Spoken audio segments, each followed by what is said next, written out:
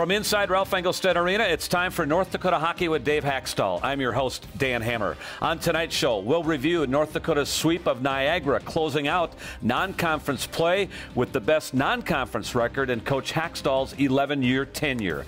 We'll also look ahead as North Dakota now begins the stretch run in league play, hosting Colorado College this weekend. North Dakota defeating Niagara 7-1 and 5-0 over the weekend. Coach, good to be back with you again. In visiting with your players last week, they shared with me that they viewed this past weekend as a mental challenge, coming off of a good game against Duluth on Saturday, and could they carry that forward this past weekend? Well, 12 goals, 1 goal allowed, 85 shots on goal. I would say you guys had some resolve this weekend. Yeah, I think we carried through from the previous weekend, not just our level of play, but we carried that through to a good level of practice, one that we were satisfied with on a consistent basis, and did a good job in both games. Playing from the drop of the puck and doing a lot of good things and winning the right way. Your resume for the non-conference is now complete. Certainly it's a strong resume as you look to later in the season. Well, with the non-conference schedule that we did have in front of us, it was critical to win games and to not have the bad losses. And I think, obviously we didn't have a great start. Opening night here against Bemidji State. Seems like a long time ago. Long time ago, and a lot of development since that point in time. But we answered the bell, we answered the call, and got the job done. You had to be very pleased, and I know you talk about your team's depth a lot, but certainly that was really on display this past weekend with everybody up and down the lineup contributing. Yeah, and I think that theme is really strengthening and growing as the season goes along. It's not, it's not something that's going the other direction where we're having one or two lines taking over in the offensive areas. It's everybody chipping in a different unit each night. Okay, Dave, when we come back, we'll take a look at the highlights. We'll kick it off with Friday night's 7-1 win over Niagara.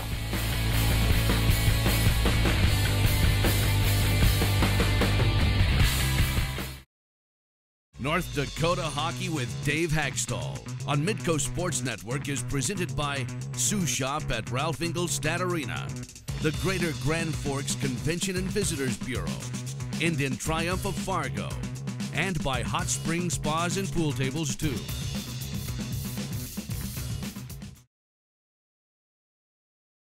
Welcome back. North Dakota and Niagara, the first meeting between these two teams since the 2013 regional in Grand Rapids. Let's take a look at Friday night highlights here, Dave. And the emphasis in this game and in the weekend, and it all starts with the first period on Friday night, was building positive things in the first period considering what had happened in some previous non-conference games. Yeah, and I think we did that right from the drop of the puck. Niagara does such a good job in terms of bringing 5 guys back to that critical area, but we had a lot of good opportunities. We just couldn't finish one of them early in the first period. No, you had a lot of people around the paint, a lot of pucks deep here early in the hockey game. Yeah, and that's, playing against an opponent like Niagara, I respect their team and their coaching staff and everything they do. But, one of the things with them is probably their tenacity of how they defend. They're not going to create a ton of offense. You got to put them on your heels as much as possible. Bryn Chiswick opens the scoring here with a strong drive. Yeah, just, again, playing with pace, making a guy turn and defend, and getting that puck to the net. So you're off and going here. You got the good start. You build on it. Just less than 4 minutes later, in fact, Steph Patton pounces on Niagara turnover here. Yeah, just put a young guy under pressure back there, and it's a tough turnover for them, but one where Steph is in the right spot and makes no mistake. The General at this time had 3 goals and all 3 game-winning goals for your senior captain. And that's a great thing for us. We need to have a little bit of production out of this group, and it was nice to see them get on the board early Friday. I thought Zane McIntyre made 2 key saves after you built a 2-0 lead here in the first. Yep, I would agree with that, and that's a bit of a continuing theme with Zane, is that he's able to make key saves at the right time and allows us, to then turn around and go and build a lead. Yep. Heck of a weekend for Zane McIntyre. Move to the second period now. You have an early power play to begin the second period, and you'll take advantage of it. And it all starts with Michael Parks with a strong play with the puck below the goal line. Yeah, he wins the puck on the wall and makes a real nice outlet play to Tucker Pullman for the one-timer. And Pullman had the cannon loaded on this one. Yeah, on that one he got all of it, and he just blew it by their goaltender. 5th power play goal of the season for Tucker Pullman to lead all of your skaters. Well, he's a guy that can shoot the puck. He's a guy that we want shooting the puck. Yeah. He's had you know, a few different plays that look similar to that. What a line it was for the Connor Gord line on this night. Combined 8 points. Connor, the center iceman, Brendan O'Donnell, left wing, and Austin Pagansky. And they made so many plays along the wall to win the puck and give themselves opportunities in this game. It's a repeating theme here. Yeah, and that's just them playing their way, you know, and like you said, every line is a little bit different. You know, on this play, it's just Odie getting the puck to the net. Even though it goes wide, it takes the carom and comes right back to you know, the next guy driving the net. And Austin finds the back of the net with the rebound. And Pagansky, a physical guy, power forward. He's comfortable being in front of the net, crashing the net, and looking for those dirty goals. Yeah, you know, he's good there. He's got some ability and a knack there for screening and tipping and rebounding. And in this one, it's just driving there and finding that rebound. 3 goals in the span of 3 minutes and 16 seconds really breaks this game open in the second period. Connor Gorder is the passer. Brendan O'Donnell is the shooter on this line, really, isn't it? Yeah, again, this was a little bit more of a pace play for them, and they had numbers. They had an outnumbered situation and make a good cross-ice pass. We talked about Brendan O'Donnell last week after Saturday's game, and again, a goal on this night, 4 goals in the last 2 games. And here's a great example of Connor Gorder in his bulldog fashion, his physical fashion to get to the puck. Wins the battle against 2 guys, and that's what, you know, creates the opportunity for this whole play. Brendan makes a real good cross-ice pass to the weak side D, and Pogo's doing what he does well, standing in that front. There you go, another rebound goal. It's 6-0. The Ralph at this point is jumping. And again, up top, a good example here of where Austin Pagansky does a lot of good work. Yeah, it's tremendous work, keeping his feet out of the blue paint, but taking away the goaltender's eyes. And then the real key is being able to find that rebound and find a hole. Yeah, so it's 6-0 after 2. You blow it open with 4 second-period goals. Everybody's having a little fun, and you know, even the little guys dance well. How about that, huh? Love to see it. Yeah, he's into the game, and he's a big fan right there. You can read his lips. Yeah. Zane McIntyre talks about tracking the puck.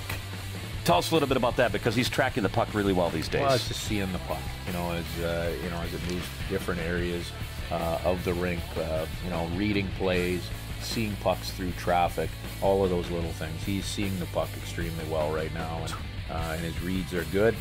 He's ahead of a lot of plays. Yeah, and then you close out the scoring. Bryn Chizik's going to get his second of the night, rather. And again, it's another speed play, and Chizik driving into the circle and scoring. Yeah, again, driving off that right side, and this time instead of taking it to the net, he finds that top corner on the short side. Yeah, very strong night for your hockey team, up and down the lineup, led by the Gorder line. 7-1 win. After the game, we spoke with Connor Gorder, Austin Pagansky, and Bryn Chizik. I love playing with those two. You know, Pogo brings a lot, physical play, and you know, he can grind it low, and he's fast, and you know, he works really hard, which opens up the ice there for OD, who's got, you know, a great shot, and if we get him the puck, you know, he'll just rip it at the net, and you know, me and Pogo, if we you know, get to the net, there's going to be rebounds laying around, and you know, our line's been clicking the last couple of nights, and I like what I see right now. Gordy and O'Donnell played together a few times throughout the last few years, and they've really taken me under their wing, and we've been doing pretty well in practice, working on little things. They've been teaching me a lot, so I'm very happy with it right now. I thought we came out of the gates a lot better than we have been on Fridays lately. We were ready to go from puck drop, started with a good couple shifts down low on their end, and just built on from there. So the start was key. A lot of hard team game out there, working hard, and just sticking to the game plan all the way through 60 minutes. Dave, as you looked forward to Saturday night, considering the contributions, everybody really no reason to mess with the combinations. Were there heading to Saturday? No, I mean, we looked at things closely. Obviously, you know, there's changes we could make, but we felt like going into the second night, the challenge is coming out and raising our play to the same level and even more. Even in these games that we're supposed to win, that's very difficult to do. North Dakota puts the wrap on the sweep of the Purple Eagles. We'll take a look at Saturday's highlights next. North Dakota Hockey with Dave Hakstol on Midco Sports Network is presented by Sioux Shop at Ralph Ingalls Arena, the Greater Grand Forks Convention and Visitors Bureau, Indian Triumph of Fargo, and by Hot Spring Spas and Pool Tables too.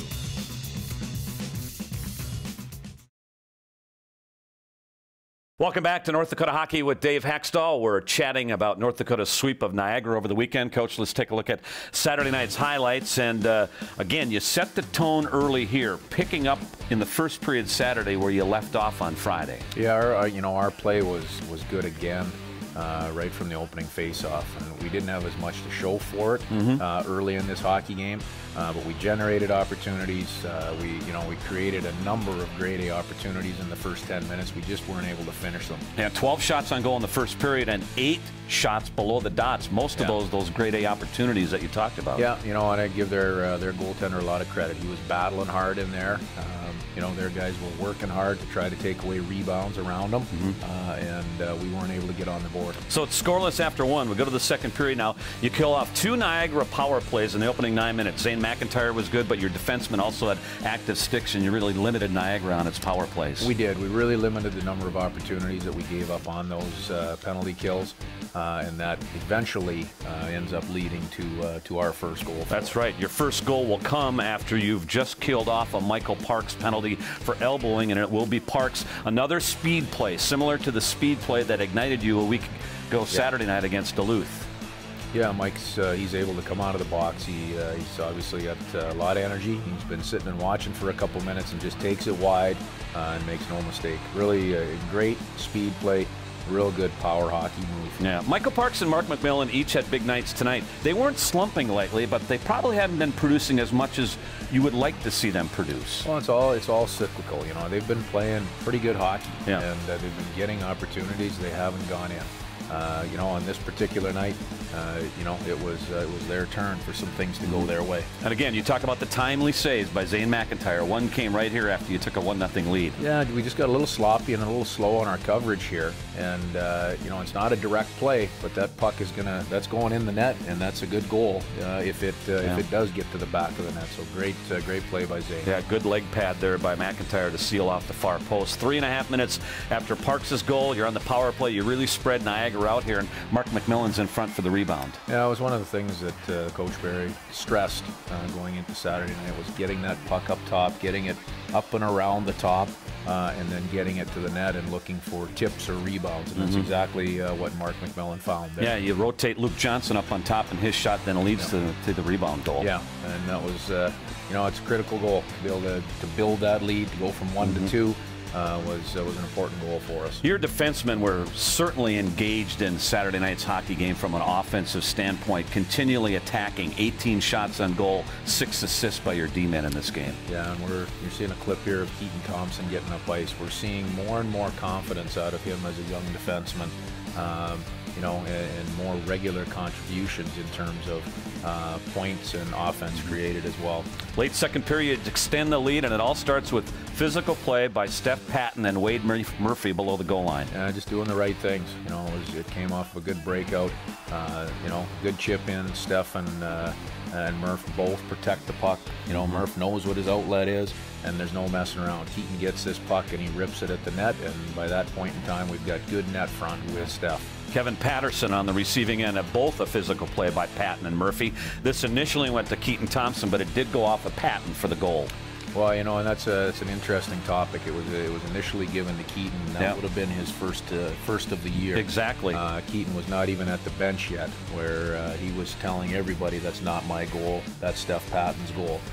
So just a nice thing to see for a good teammate. Yeah, 45 shots on goal, 43 shots on goal rather. Season high for you, very active, a big territorial advantage for you in the hockey game. Yeah, I like that we didn't slip into a fancy game. We just kept getting pucks to the net. We kept making the right plays. Not trying to get overly fancy. Mark McMillan picks up another goal here. The face-off circle, another winning edge for you. You won 37 of 63 face-offs, and McMillan, both of his goals, net front presence by your center iceman. Net front presence, and that little play by Tucker Poolman right there. It was really great play. Because that's just the game slowing down in front of him, making a little touch play for Mark to have the empty net. Yeah, as we saw in the replay, he slid the pass to McMillan for the goal. Then, as I said, face-offs 37 of 63, and then off a face-off in the defensive zone is going to lead to another goal here, and it's Mark McMillan driving wide, which he can do so good, and then look for number 15, Michael Parks, crashing the net. Yeah, and it's a good reaction by our forwards there on a lost face-off, and again, just doing some simple things and skating. Niagara loses coverage, and Mike makes no mistake on it. 5-0 at that point. Team defense on this night, really good. You give up a season-low shots on goal, and basically anything that Niagara had was outside in this game. Yeah, they didn't have much for, in terms of grade A opportunities. We did a good job in closing the door on that. And then, you know, from this point of the game on, once we were in that last 10 minutes, really playing hard for our goaltender. 15 shots on goal just allowed in this hockey game, and Zane McIntyre had a lot of good look at those 15 shots on goal. As we'll hear a little bit later, he'll credit his teammates a lot on that. But a 5-0 win as McIntyre gets his first shutout since the frozen face-off last year against Western Michigan. Yeah, nice to see. He's earned that.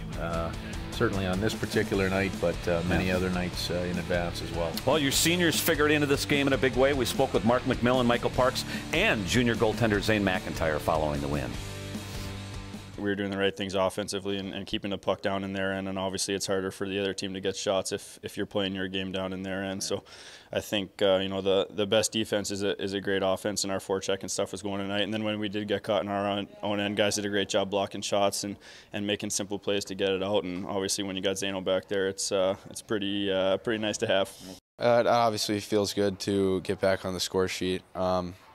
I think this weekend we had a lot of scoring depth, and that, you know, we won 2 games. That just shows the strength of our team. All 4 lines had guys contributing, and when we have that going, we're really hard to stop. That's the strength of our team, is our depth all over the ice. The guys in front of me made it pretty easy. I know they limited the shots, outside perimeter shots, and there wasn't too many goal mouth scrambles by any means, so that makes it made it a lot easier. North Dakota finishes the non-conference portion of its schedule with a 9-1-1 record, now returns to league play. We'll preview the Colorado College Series next. North Dakota Hockey with Dave Hakstol on Midco Sports Network is presented by Sous Shop at Ralph Ingolstadt Arena, the Greater Grand Forks Convention and Visitors Bureau, Indian Triumph of Fargo, and by Hot Spring Spas and Pool Tables too.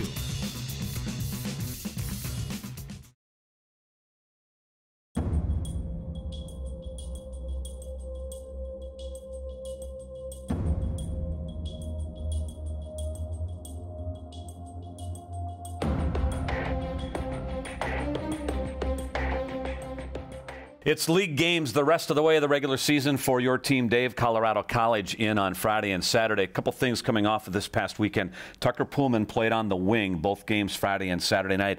Are we seeing a trend here, or is this still a situational thing as you get some guys back from injuries and illness? Well, we're just looking for combinations that work, and right now, obviously that combination with Tucker Pullman on the left with Mark McMillan and Michael Parks has done a good job. So there's nothing that's cemented in stone by any stretch of the imagination, but for the time being, as we look for good combinations, that's certainly one that we know we can go to. And he has time and time again earned your trust with what he can produce from the left wing. Well, he's just he's a good athlete, and he goes out with a clear mind. He makes the little plays. It's not just the offensive plays that he's making, it's the little defensive plays that are so important through the 60 minutes of a hockey game, and right now he's able to do that on either side. CC coming in this weekend. You played them October 17th and 18th. That's a long time ago. Their record may not show, but they're playing better hockey than what they were earlier in the season. I think they're playing very good hockey. They went out east and had a couple of real tight games. They beat Connecticut in their own building. They came back out now and have played very well at home. So, you know, throw the results and the types of games from earlier this year out the window. This will be a new series. Your points of emphasis leading into the series? Well, for us, it's just a continuation of what we've been doing. Real level-headed, you know, mindful approach of the work that we have to do, the level that we need to be at, and the pace and simplicity of the game that we want to play. All right, Dave, good luck this weekend. We'll see perhaps if maybe some guys return from injury and illness as the week moves on, and we'll recap the CC series next week here on the show. Thank you. We'll have some final thoughts next year on North Dakota Hockey with Dave Hakstol.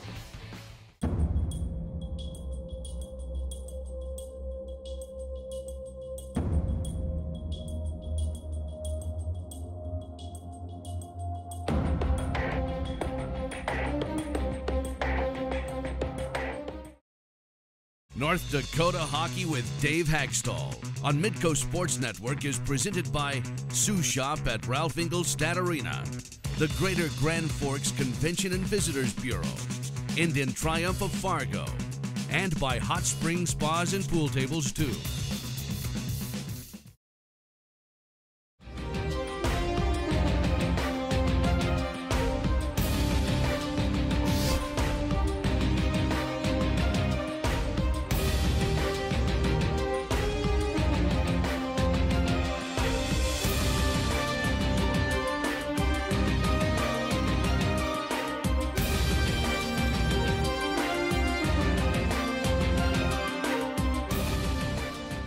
With his 2 wins this weekend, Zane McIntyre now tied for the national lead with wins, 16 on the season. Also, over this past weekend, he becomes the single-season leader in UND history in save percentage. He's already the owner of the career save percentage and career goals against average record.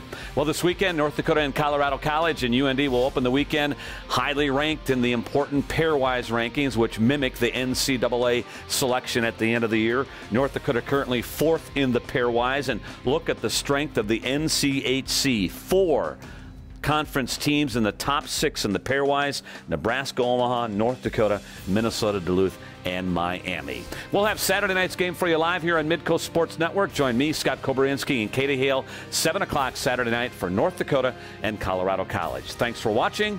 We'll see you again next week.